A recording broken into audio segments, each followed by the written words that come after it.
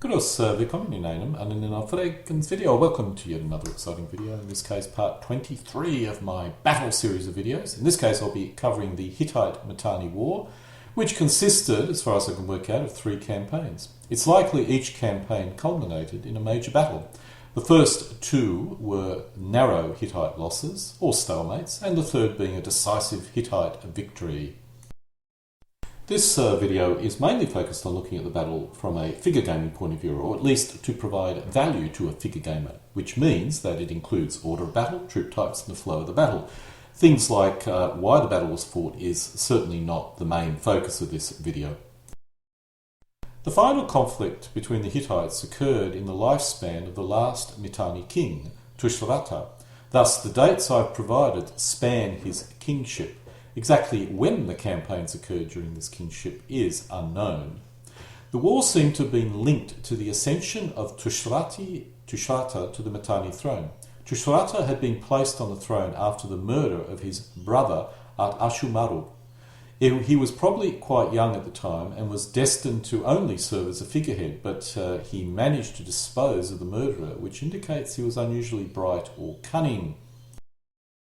The king of the Hittite Empire, Supili Uliuma, decided to conquer the land of Ishua on the upper Euphrates, which had succeeded in the time of his grandfather.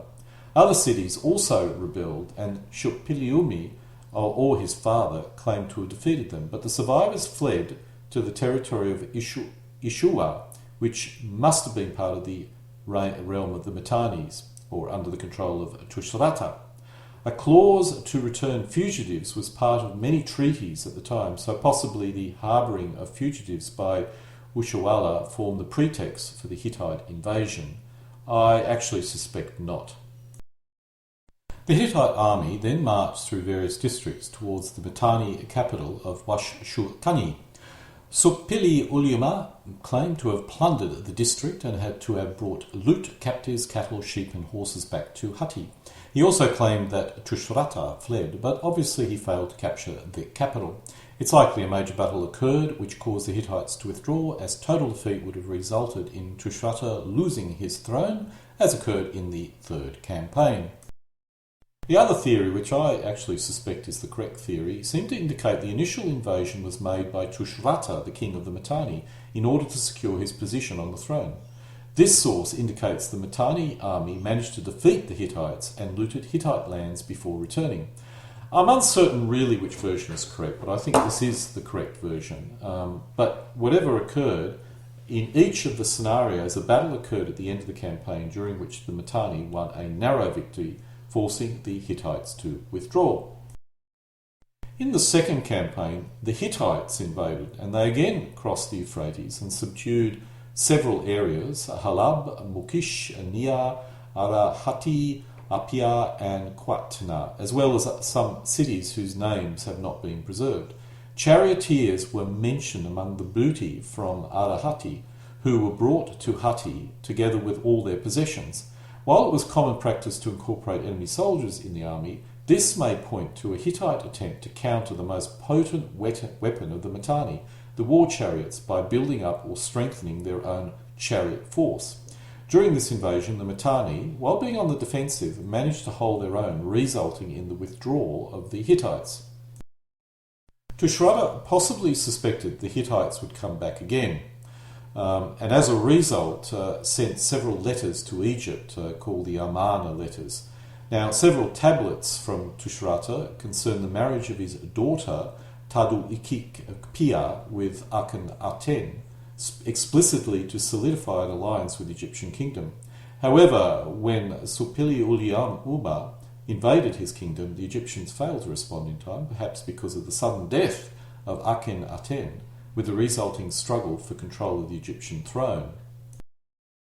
According to a treaty later made between Supili Uliuma and Shatiwaza, a son of Tushratta, after a third devastating Hittite raid led to the fall of Karkemish, Tushratta was assassinated by a group led by one of his sons.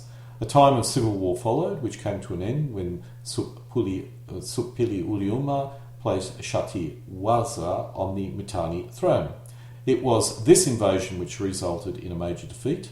of the Mitanni and the final assassination of Tushratta. It's also possible after two unsuccessful campaigns, the Hittites decided to use diplomacy to weaken their enemies, which likely did occur and assisted in this final victory.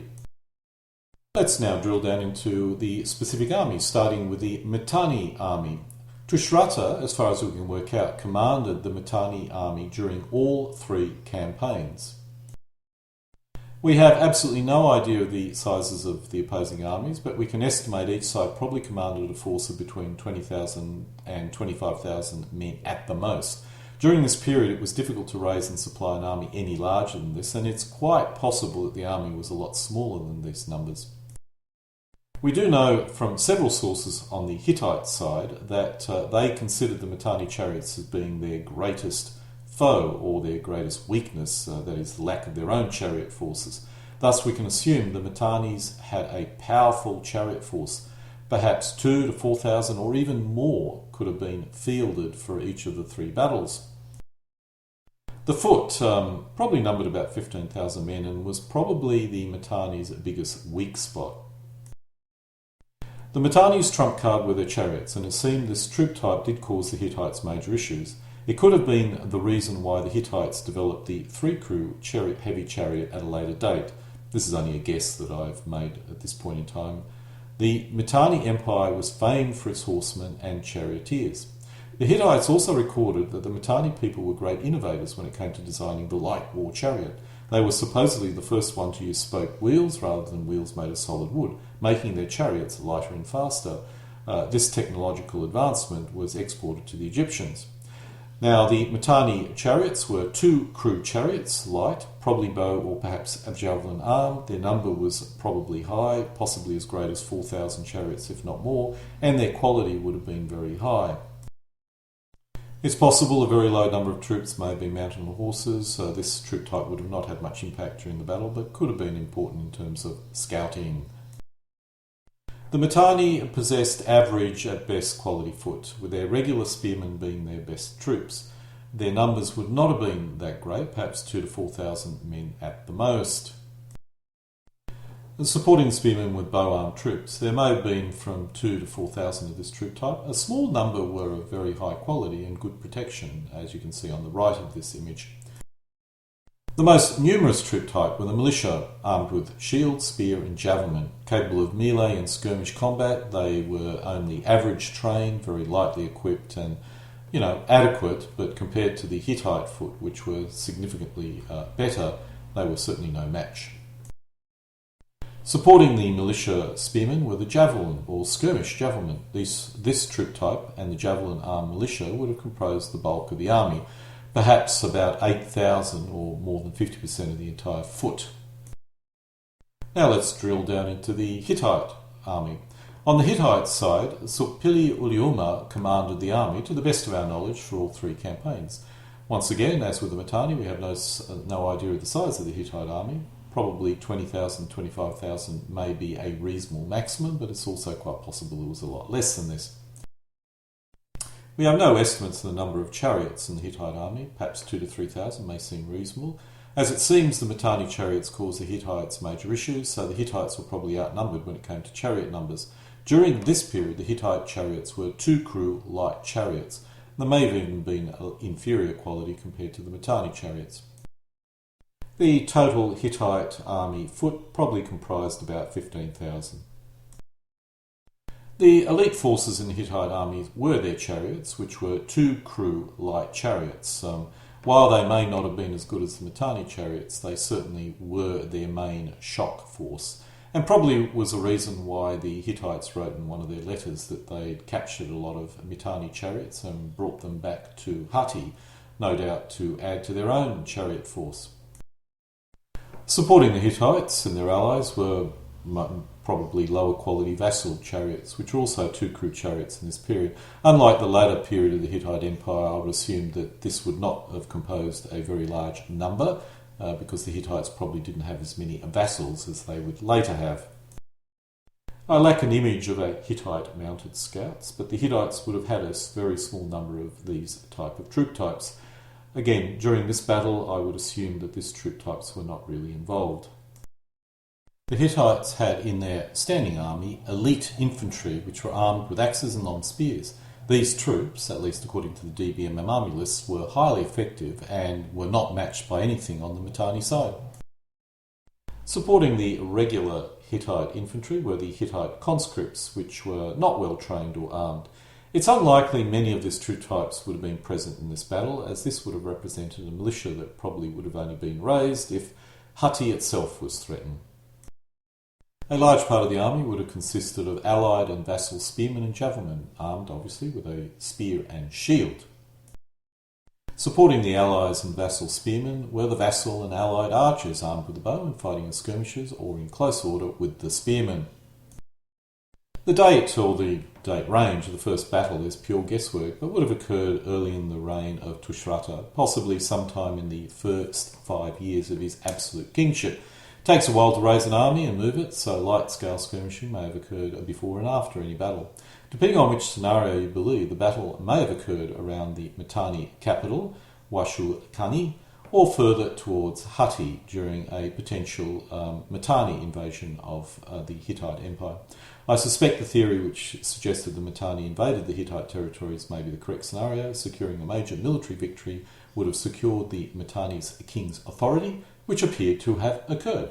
Unfortunately for Tushratta, the consequences of this action would lead to his downfall, true, many years from this point on.